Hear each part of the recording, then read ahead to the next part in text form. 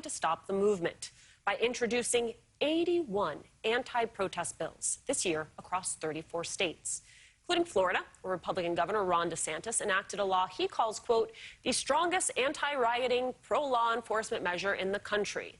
But this isn't about rioting. This is about stopping a movement that is surging and popular.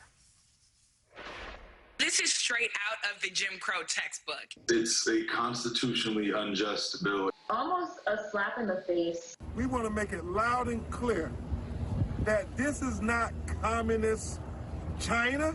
This was Florida. You have just declared war on the First Amendment in the state of Florida. Joining me now, Florida State Senator Chevron Jones and civil rights attorney Judith Brown-Dianis, executive director of the Advancement Project. Senator, what does the fact that the governor is choosing to prioritize this tell you about the priorities of Republicans in your state? It just goes, well, first of all, thank you for having me, Alicia. Well, it goes to show you where the priorities of Florida is at. The priorities of Florida is not on COVID. The priorities of Florida is not on us making sure that the lives of Black men and boys who are being killed at the hands of police officers is being protected. The governor found the need back in September, not January 6th, to bring the idea that he wanted to make the toughest law in the country to make sure protesting becomes criminalized, and that's what he did, and that's what we are right now talking about when we look at the law that we're looking at today that has now the law of the land in the state of Florida. It takes us back to the Jim Crow era. They tried to silence us with voting. They tried to silence us with protesting. And the governor is once again is trying to silence a group of people. And those individuals are Black and brown who look just like me. Well, Senator, this new law in Florida allows authorities to hold arrested protesters until a first court appearance. It requires local governments to justify a reduction in law enforcement budgets, makes it a felony to destroy or demolish historical memorials or flags. That would include things like Confederate flags. What do those pieces of the law, Senator, tell you about who this law is targeting?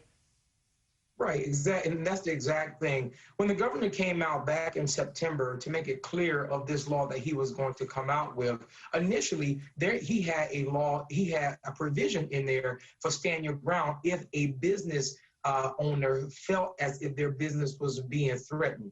That law came out after January 6th. When that bill was filed, they said that it was to deal with the insurrection, but not one time did the governor mention the insurrection when he had his press conference in Florida last week. And just what you just made mention of what the law allows, it's protecting everyone, but who should be protected.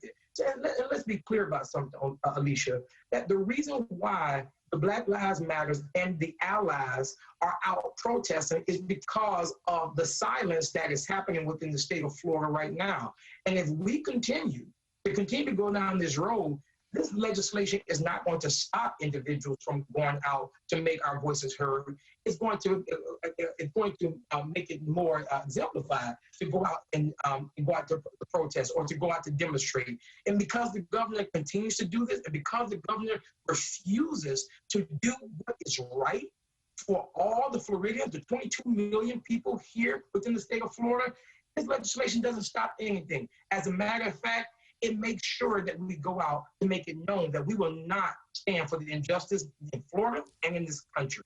Judith, this isn't just happening in Florida. Bills are being passed across the country, in Oklahoma, in Iowa. Their laws grant immunity to motorists who hit protesters. You know, I think about the voter suppression law coming out of Georgia and the fact that even people who might consider themselves apolitical went through the list of provisions in that law and said, you can't give someone a bottle of water at a polling site. That just doesn't make sense to me. I think people, again, who may not be tuned into this conversation, hear that you're making it legal for someone in their car to run over a protester, and they think, how can that even be legal?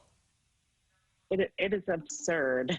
And we have to, I mean, you did a great job, Alicia, of connecting the dots between what is happening on voter suppression and what is happening on the suppression of the First Amendment rights of people. And we have to connect it because what we know is that Black people turned out in record numbers at the polls. Black people and people of color and young people took to the streets last year.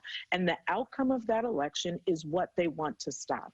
And they want to kill this movement because they know that this multiracial movement that is coming together is going to get rid of them. And so they don't care. They would rather throw the First Amendment out. They would rather have people hit by cars in the street than make sure that people have the right to protest and to hold them accountable. So, Judith, again, I would ask you who this is meant to intimidate, but the answer is right here again. A Minnesota bill would prohibit those convicted of unlawful protesting from, get this, receiving student loans, unemployment benefits, or housing assistance. So, yes, this is partly about race and ethnicity. It is also partly about socioeconomics. How do you then protect those communities? How do you engage those communities so that they can begin to push back? Well, I mean, I think, first of all, there are going to be a lot of lawsuits on this stuff, right? We've seen the lawsuits around voter suppression. We're going to see lawsuits around the First Amendment. We should expect that we should have some of our friends, like the libertarians who are like unsuspecting friends, but who love the First Amendment, coming out on this, because this is what it is. It's an attack on democracy. And so we've all got to come together on this. And we know that what we're up against is very serious. People could go to jail without bail because they saw bail funds put together, because they know that we were able to organize and get people out when they were protesting. And so we're going to be fighting back everywhere. We've got to fight back because this is about our democracy and making sure that our voices are heard in the voting booth and in the streets. You know, Senator, I asked you what this means for Republicans in Florida, but I want to take that even bigger picture. When you look at the voter suppression legislation we're seeing across the country, these anti-protest bills, what does that say about Republicans nationally? They know they're losing. And so when you know that you're losing, you start moving the goalposts further and further away.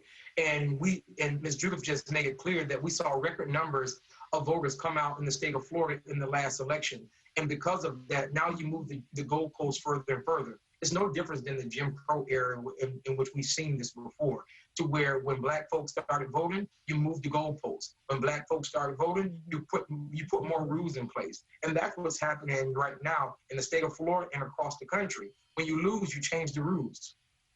Florida State Senator Chevron Jones and Judith Brown Dianis, thank you both so much.